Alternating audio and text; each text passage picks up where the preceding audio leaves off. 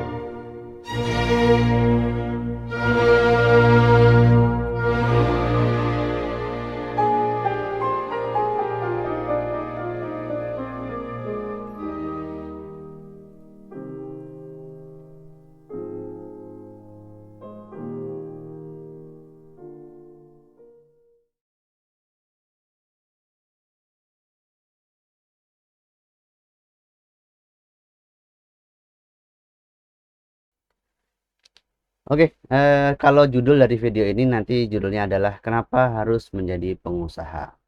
Pengusaha itu nggak harus besar kayak mungkin pengusaha batu bara atau ya semacam kelapa sawit atau segede itulah. Tapi ya mungkin pengusaha itu intinya adalah orang yang bebas untuk menuangkan idenya di perusahaannya dia sendiri atau di usahanya dia sendiri tanpa ada orang lain yang bisa mengintervensi kreativitasnya. Buat saya seperti itu. Dan itu juga salah satu alasan kenapa dulu saya memutuskan untuk resign. Mungkin kalau dipersingkat begini. Dulu saya memiliki banyak ide yang tidak bisa saya tuangkan di perusahaan tempat saya kerja. Kenapa tidak bisa? Karena bertentangan dengan visi misi perusahaan. Perusahaan yang sudah jadi itu pasti memiliki visi misi yang sudah disusun oleh segenap eh, pemiliknya atau stakeholdernya. Di sana kan ada banyak mungkin perusahaan gede ya. Mereka sudah menyusun visi dan misi yang sangat sempurna yang kemudian diwujudkan di perusahaan yang mereka buat, dan sebagai karyawan kita harus mengikuti visi dan misi yang sudah ditentukan oleh perusahaan. Sedangkan saya memiliki kreativitas yang pada saat itu tidak bisa saya tuangkan di perusahaan tersebut. Itulah kenapa saya memutuskan untuk desain aja lah, karena saya pengen apa yang ada di kepala saya ini tertuang gitu kan. Karena itu menjadi sebuah kebahagiaan, menjadi sebuah kepuasan, menjadi sebuah alasan untuk terus hidup mungkin. Karena dengan begitu challenge yang saya dapatkan akan semakin tinggi. Dan challenge itu sesuai dengan bidang yang mungkin saya sukai gitu. Karena kadang-kadang kita dapat challenge dari perusahaan, tapi challenge-nya itu tidak sesuai dengan passion kita gitu kan. Jadinya ya kita ngejar challenge-nya juga agak males-malesan karena ya nggak seneng aja gitu kan, nggak seneng aja. Tapi kalau challenge-nya itu datang eh, based on what we love, ya kita ngejarnya ya nothing tulus aja, seneng aja sih, meskipun kadang-kadang juga membeban di otak, tapi beban itu menjadi sebuah kebahagiaan. Oke, sebelum lanjut, karena ini konteksnya adalah video yang ada presentasinya kan, jadi kalau ini dikecilin kayak gini, susah ya. Ini ada file presentasi di sini. Jadi file presentasi ini memang sengaja saya buat untuk guidance aja, biar saya nggak ngomongnya kemana-mana. Kemudian juga ini nanti akan saya share juga sih kepada siapapun lah yang mau. Ya ini juga bebas kalian gunakan. Disclaimer aja, apa yang saya buat ini eh, PPT-nya atau presentasinya bebas kalian gunakan kapanpun dan dimanapun. Kalau kalian ada presentasi, ini bisa kalian pakai, dan itu sudah mendapatkan izin dari saya melalui video ini. Yang pertama adalah kenapa harus menjadi pengusaha. Ini adalah modul yang pertama dari Content My Legacy. Jadi begini, pengusaha pada saat dia sudah running atau sudah berjalan, nanti akan bertemu dengan berbagai macam tantangan, berbagai macam kesulitan gitu kan. Pada saat alasan dia menjadi seorang pengusaha itu tipis, maka akar untuk bertahan itu juga akan semakin ringan, akan semakin cepat roboh atau goyang lah paling tidak. Tapi pada saat alasan kalian cukup kuat, ya kalian akan semakin kuat juga untuk bertahan. Badai apapun yang datang, karena akarnya kuat, maka akan tetap kokoh berdiri. Begitu. Ya, video ini tujuannya untuk itu. Salah satu alasan terkuat saya menjadi pengusaha adalah pada saat umur 28 tahun, saya masih sendiri. Saya tidak bertanggung jawab kepada nasib siapapun atau kepada perut siapapun. Artinya saya nggak ada istri, nggak ada anak at the time. Jadi saya memutuskan untuk ya saya berjuang di awal, karena pada saat mungkin usaha nanti itu gagal, saya hanya memiliki tanggungan kepada perut saya sendiri. Artinya begini, ringannya beginilah, kalau saya lapar ya saya sendiri gitu kan, saya nggak ada tanggung jawab untuk menghidupi anak orang gitu kan. Itulah kenapa saya memutuskan untuk menjadi pengusaha di saat saya masih sendiri. Karena kalau pada saat sudah punya istri, pertimbangannya akan semakin berat, akan semakin banyak. Kalau gagal gimana, anak orang mau dikasih makan apa, anak-anak bagaimana gitu kan. Pada saat itu saya mikirnya gitu. Jadi ya benar sih sebenarnya, karena pada saat perusahaan yang kita dirikan itu berjalan, mungkin di tahun pertama kita akan susah untuk profit gitu kan. Dan ya pasti karena perusahaannya nggak profit, ya kita akan kesulitan juga untuk bertahan hidup. Bahkan pada saat itu saya sempat ngomong ke adik saya, kalau nanti saya nggak bisa makan, saya tolong dikasih makan, sampai segitunya. Karena sepengalaman saya dulu kan, saya sudah sempat artinya megang perusahaan orang gitu kan. ya memang di tahun pertama itu susah gitu loh. Itu masih tahun-tahun kita untuk memperkenalkan diri, kemudian kita masih harus riset sana sini, menentukan pasar yang jelas, kemudian kita trial and error planning kita, rencana-rencana marketing kita, itu masih semuanya masih trial and error, dan ya akibatnya ya tidak maksimal gitu kan penjualannya. Jadi ya the best way untuk menjadi pengusaha menurut saya pada saat itu adalah pada saat saya masih sendiri gitu kan. Oke, lanjut. Bener kan, kalau nggak ada guidance kayak gini pasti ceritanya akan kemana-mana. Oke, jadi ringkasan dari video nanti yang akan dibuat adalah ini, mengenai kebebasan, kontrol atas karir kita sendiri, kemudian juga potensi keuntungannya yang unlimited, bisa dibilang begitu.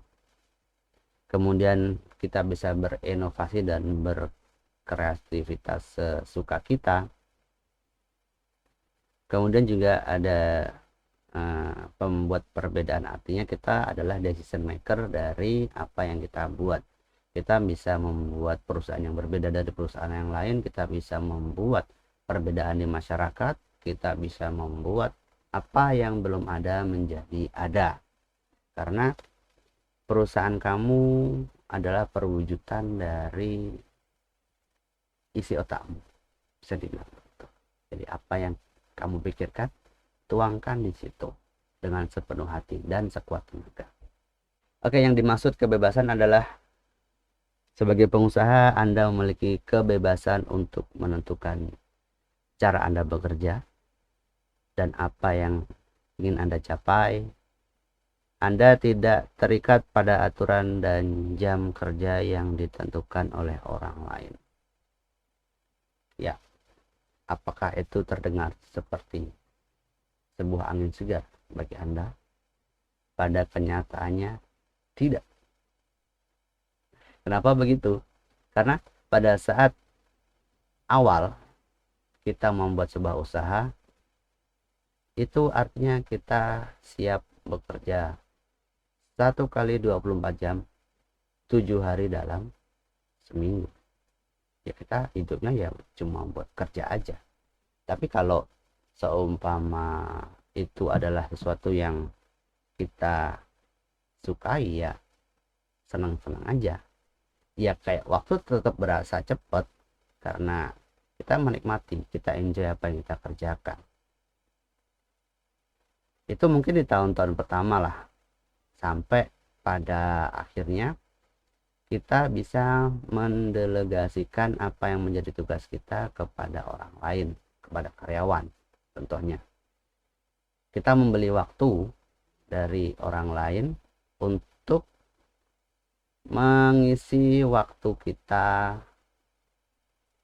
mengerjakan kewajiban kita di perusahaan kita, gitu kan. Artinya kita punya job description apa, kita limpahkan ke orang lain. Nah, di saat itulah kebebasan kita sebagai pengusaha akan mulai terlihat. Di awal-awal ya jangan harap lah. Ya memang bebas sih kalian, mau libur, mau tidur, mau apa bebas. Tapi konsekuensinya ya progres dari perusahaan yang kita bangun akan lambat gitu kan, karena kita ngerjainnya juga malas-malasan gitu. Beda halnya kalau saya dulu ya bisa 24 jam di toko atau di kantor, karena kantor saya itu toko, ya saya bisa 24 jam di toko, di depan komputer gitu kan. Pernah mungkin 3 bulan itu saya hidup di toko, padahal saya punya kos-kosan. Pada saat itu saya jarang banget pulang, bahkan saya mandi pun di sini gitu kan. Bahkan saya mandi di sini, makan saya telepon ke kenalan yang jualan lalapan di depan, anterin makanan dong gitu kan, sini mandi di sini, dedikasinya ya sampai segitunya gitu kan. Tapi ya seneng aja. Capek, iya. Capek ya tinggal tidur di bawah. Kemudian begitu tersadar ya balik lagi ke depan laptop, ke depan PC. Punya ide apa langsung direalisasikan. Nggak usah nunggu-nunggu. Karena nggak ada approval yang harus diajukan gitu kan. Kita nggak ada pengajuan, harus boleh nggak saya mengeksekusi ide saya ini ke atasan, nggak ada kayak gitu. Jadi ya fun aja, apa yang menjadi bayang-bayang kita, ada ide apa langsung tuangkan. Itu tuh menyenangkan buat saya, itu tuh menyenangkan, apalagi pada saat uh, ide yang kita punya itu diterima atau bisa dibilang berhasil gitu kan. Saya punya ide marketing seperti ini. Pada saat diimplementasikan, ditunggu hasilnya, seminggu, 2 minggu, 3 minggu, sebulan, kita cek penjualan kita meningkat. Itu adalah sebuah kebahagiaan tersendiri buat kita. Oke, itu kebebasan ya. Jadi kebebasan akan didapatkan oleh seorang pengusaha pada saat dia sudah bisa mendelegasikan apa yang menjadi kewajibannya kepada orang lain. Tentunya dengan prosedur dan SOP yang dibuat sedemikian rupa agar perusahaan tetap berjalan sesuai dengan visi dan misi yang kita buat. Artinya pada saat kita delegasikan bukan berarti performanya semakin menurun, tapi kalau bisa justru akan semakin meningkat karena kita mendelegasikan pekerjaan kita kepada orang yang tepat. Kemudian selanjutnya, Anda memiliki kontrol atas karir Anda sendiri. Iyalah, kalau di sini ya, sebagai pengusaha Anda dapat menentukan arah dan tujuan karir Anda sendiri. Anda dapat mengembangkan bisnis yang Anda sukai dan meraih kesuksesan sesuai dengan visi dan misi Anda sendiri. Ini adalah bahasa baku yang saya buat. Kalau ngomong slangnya ya bebas. Artinya kamu mau jadi manajer di sana bisa, kamu mau jadi manajer sekaligus tukang sapu bisa, kamu menjadi orang yang tidak ada di kantor itu bisa. Artinya karena itu adalah kantor kamu sendiri, usaha kamu sendiri, toko kamu sendiri, kamu bebas untuk menjadikan sosokmu itu seperti apa gitu kan. Kamu bisa menjadi seorang bos, kamu bisa menjadi seorang leader, kamu bisa menjadi seorang sahabat dari orang-orang yang ada di kantormu atau di usahamu. Bisa. That's your own control, in your control. Jadi bisa dibilang ya, kebebasan itu bisa menjadikan kita semakin bermanfaat atau bisa menjadikan kita hilang dari layar. Artinya kita tinggal dorong aja orang yang kita taruh di depan, kita sebagai penggerak aja di belakang itu kan, di belakang layar lah. Karena nggak semua orang nyaman ada di depan, artinya dilihat orang gitu kan. Beberapa orang lebih memilih untuk ya aku dianggap nggak ada aja deh, tapi ini usahaku gitu kan. Jadi dia naruh orang lain dijadikan PR public relation, yang orang itu akan muncul sebagai wajah perusahaannya dan dia tinggal mengontrol dari belakang. Apapun yang Anda tentukan, yang kamu tentukan, itu bisa jika kamu memiliki usaha sendiri gitu. Bahkan dulu saya pengen jadi orang yang mungkin nggak ada di internet gitu kan, karena menurut saya pada saat itu tuh keren gitu loh. Itu tuh keren karena kita bisa mengontrol tanpa terlihat. Tapi kenyataannya ya, keinginan itu kan terus berubah, dan knowledge akan semakin bertambah, maka keputusan yang dibuat juga akan semakin berubah, bisa dibilang begitu. Artinya begini, dengan semakin banyak pengalaman hidup, dengan semakin banyak data yang kita terima, kita input ke dalam otak, maka keputusan juga akan bisa berubah dari waktu ke waktu. Jadi saya yang di umur 20-an dan saya yang di umur 30-an itu sudah jauh berbeda, karena data yang saya input ke dalam otak saya juga semakin banyak, dan output keputusan yang saya buat akan semakin menyesuaikan dengan data yang saya terima. Saya nggak mau bilang semakin bijaksana, karena that's impossible gitu kan, karena ya bijaksana itu kan relatif, menurut saya sih relatif, karena bisa jadi ini baik buat saya, tidak baik buat orang lain, atau ini baik dari sisi ini tapi tidak baik dari sisi ini. Selalu aja ada dua sisi, tapi setidaknya keputusan yang saya buat at that time itu berdasarkan semua data yang pernah saya dapat, dan menurut saya output inilah yang terbaik yang bisa saya putuskan di waktu itu. Pada saat nanti saya terima data baru dan kemudian berubah, yaitu adalah sebuah kewajaran, karena kita harus terus bertumbuh begitu. Kemudian dengan memiliki usaha sendiri, maka potensi keuntungan kita akan lebih tinggi. Apa iya? Sepertinya tidak selalu, karena pada kenyataannya seorang pengusaha itu tidak selalu profit.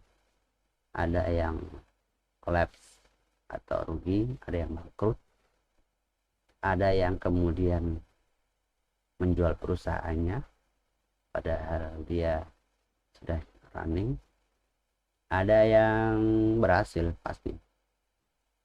Tapi itu semua kan ada di tangan kita gitu loh, sebagai orang yang mendirikan usaha itu.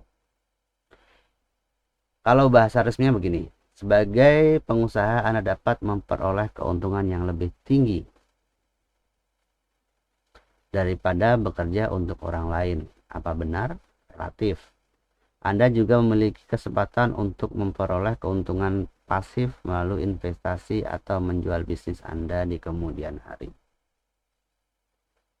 Oke, kita bahas yang pertama. Apakah keuntungannya akan lebih tinggi dari bekerja untuk orang lain? Itu akan bersifat relatif, karena pada kenyataannya manajer ada yang bergaji 2 digit, 10 juta, 20 juta, 50 juta, bahkan ratusan juta. Apakah itu bisa dicapai dengan menjadi seorang pengusaha? Belum tentu. Karena menjadi pengusaha artinya kita akan siap dengan dua sisi yang sangat berbeda. Artinya pada saat kita di posisi yang diuntungkan, ya kita untung. Pada saat kita di sisi yang gelap atau bangkrut, ya kita sudah siap gitu kan. Pengusaha memang harus memiliki mindset yang positif, benar, tapi pengusaha juga harus siap dengan segala risiko yang terjadi, karena ketika sebuah keputusan sudah dibuat, maka akan ada resiko yang siap menghampiri. Logikanya ada sebab, pasti ada akibat. Bisa jadi akibatnya itu bagus atau positif, bisa jadi akibatnya itu negatif. Jadi apakah keuntungannya akan lebih tinggi? Sifatnya relatif. Pada saat pengusaha sudah menemukan jalan suksesnya, artinya dia sudah tahu tracknya, dia sudah tahu caranya untuk menaikkan profit step by step bagaimana, ya dia akan memiliki potensi keuntungan yang unlimited karena dia tahu jalan untuk menanjak ke atas. Dia bisa mengikuti arus, mengikuti perubahan yang terjadi untuk membuat usahanya semakin bagus, bisa menjadikan kanvas benar. Katakanlah pada saat usaha kita sudah jalan, kemudian kita sudah bisa mendelegasikan pekerjaan kita kepada orang lain, kita bisa memiliki banyak waktu untuk keluarga. Kita bisa bersantai di rumah, kita bisa berolahraga kapanpun dan dimanapun, kita bisa traveling, tapi usaha kita atau perusahaan kita tetap running dan tetap memberikan profit di akhir bulan untuk kita. Jadi memang memiliki potensi untuk menjadi income pasif asalkan dikelola dengan benar. Jadi possibility itu sangat besar. Jadi nggak harus tetap in charge di perusahaan, tapi kita bisa keluar dari perusahaan tapi tetap mendapatkan pemasukan dari usaha yang sudah kita buat. Ya dengan syarat ya apa yang menjadi job description kita pada saat kita di situ sudah kita limpahkan ke tangan orang yang tepat dan dikerjakan sesuai dengan standar yang kita buat gitu. Inovasi dan kreativitas. Sebagai pengusaha, Anda dapat mengembangkan ide-ide dan mengimplementasikan untuk mencapai tujuan Anda. Ini merupakan kesempatan untuk mengekspresikan diri dan berkontribusi pada dunia secara positif. Bener nggak? Nggak selalu. Tetap aja di otak saya itu selalu ada sisi negatif dan selalu ada sisi positif, karena pada saat dibilang berkontribusi pada dunia secara positif, kita sudah bisa melihat kenyataan hidup bahwa banyak pengusaha yang merusak lingkungan, banyak pengusaha yang tidak mengedepankan masa depan yang lebih baik untuk anak keturunan kita. Ya kita hidup sudah sekian tahun, pasti kita tahulah dan kita bisa melihat dengan mata kepala kita sendiri bahwa pengusaha tidak selalu menjunjung tinggi norma-norma kemanusiaan, tidak selalu menjunjung tinggi lingkungan hidup. Banyak yang masih mengedepankan keuntungan secara personal atau keuntungan yang penting untung aja perusahaannya gitu. Mau lingkungannya rusak, mau masa depan anak cucu kita berantakan, mau mereka menghirup asap tebal nantinya, banyak pengusaha yang nggak peduli demi keuntungan yang ingin dia capai gitu kan. Tapi apakah bisa pengusaha memberikan dampak positif? Sangat bisa, karena balik lagi atau kembali lagi, keputusan itu ada di tangan kita sebagai manusia dan sebagai orang yang memutuskan untuk memiliki usaha sendiri gitu kan. Kalau kita ingin perusahaan kita memiliki dampak positif untuk lingkungan, untuk masa depan, bisa banget, karena emang keputusan itu kita yang buat. Oke, yang dimaksud untuk inovasi dan kreativitas, kalau di awal video saya sudah jelaskan bahwa saya memiliki ide yang tidak bisa saya terapkan di perusahaan saya yang lama, karena pada dasarnya manusia itu kan makhluk yang bebas gitu kan. Kita memiliki imajinasi, kita memiliki ide-ide yang selalu berseliweran di kepala kita.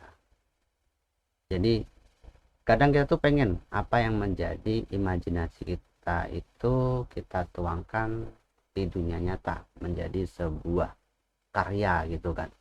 Jadi pada saat kita masih ikut orang lain, masih ikut perusahaannya orang, ya kita mengikuti visi dan misi atau imajinasi dari si pembuat perusahaan gitu kan. Tapi pada saat kita sudah memiliki usaha sendiri, kita bisa mewujudkan apa yang menjadi pemikiran kita, inovasi kita, kreativitas kita, ide kita, imajinasi kita, itu kita bisa wujudkan di tempat itu, di perusahaan yang kita buat itu. Intinya begitu. Dan eh, imbasnya apa ya? Imbasnya itu ya, kalau dari saya sendiri pada saat itu ya kepuasan gitu kan. Kepuasan pada saat ide saya itu sudah menjadi kenyataan, dan apa yang menjadi pemikiran saya itu in the end berhasil gitu kan.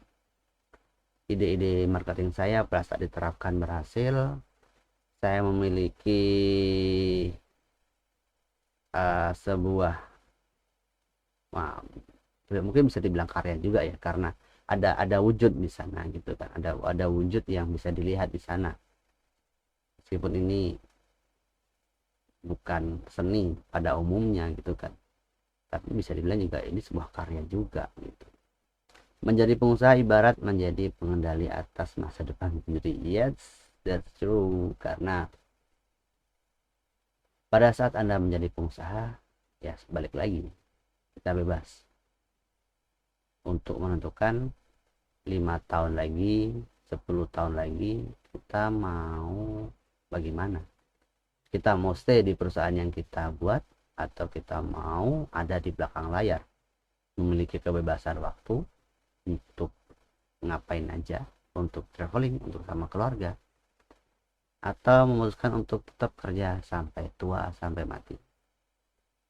Dan itu balik lagi kepada kebahagiaan kita masing-masing. Itu nggak bisa didirect, nggak bisa dipaksakan harus begini begini begini, nggak.